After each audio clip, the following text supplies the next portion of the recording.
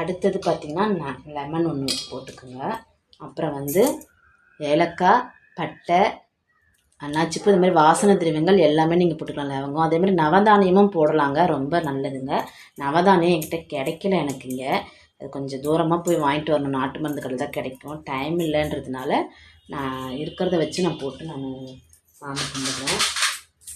அப்புறம் வந்து நம்ம வெள்ளி நாணயம் போடலாம், அப்படி இல்லைன்னா தங்க நாணயம் வச்சுருந்தீங்கன்னாலும் போடலாம். அப்படி இல்லை அப்படின்னா ரொம்ப சிம்பிளுங்க, 9 நாணயம் நம்ம போடலாம். இந்த மாதிரி ₹1 காயினில் 9 நாணயம் நம்ம போடலாம். பசங்களே யாருன்னா போட சொன்னால் பசங்க யாரெல்லாம் இருக்காங்களோ நம்ம நல்லா மனசார வேண்டிக்கிட்டு நம்ம போடலாம் எல்லாருமே. அப்புறம் வந்து பார்த்திங்கன்னா அதுக்கப்புறம் அவ்வளோதாங்க. இதில் வந்து நம்ம மஞ்சள் நல்லா பழுக்க தடவிக்கணும். நம்ம இந்த மாதிரி மஞ்சள் நல்லா தடவணுங்க. மஞ்சள் ஃபுல்லாக அவ்வளோ அழகாக தடவணும். அம்பாளுக்கு நம்ம ரொம்ப மங்களகரமான விஷயம் மஞ்சள் குங்குமம் தாங்க. சுமங்கலிக்கு இந்த மாதிரி மஞ்சள் தடவிக்குங்க. தடவிட்டு குங்குமம் அழகாக வைங்க. பார்த்திங்கன்னா கீழே இருந்து கோபுரமாட்டம் அழகாக வச்சு விடுங்க. இப்படி வைக்கணுங்க அழகாக. இப்படி வைங்க. இப்படி வச்சுருங்க. நல்லா அழுத்திருக்கணும். இல்லைன்னா டபுள் டேப் கூட நீங்கள் சுற்றி போட்டு இது பண்ணிக்கலாம். இது எனக்கு கிரிப்பாக தான் இருக்குது. இப்படி வச்சுட்டிங்கன்னா கோணமனையாக இருக்கக்கூடாது. அவ்வளோதாங்க. இதுக்கப்புறம் எப்படி saree கட்டுறதுன்னு சொல்கிறேன். அம்பாள் வந்து நம்ம முகம் வைக்க போகிறோம். முகம் வச்சாச்சுங்க. நம்ம இப்போ வந்து புடவை கட்ட போகிறோம்.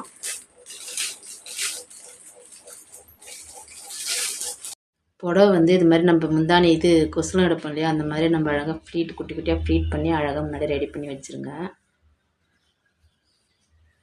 இப்போ நம்ம வந்து இந்த ஒரு பின்னு குத்திக்கணும்.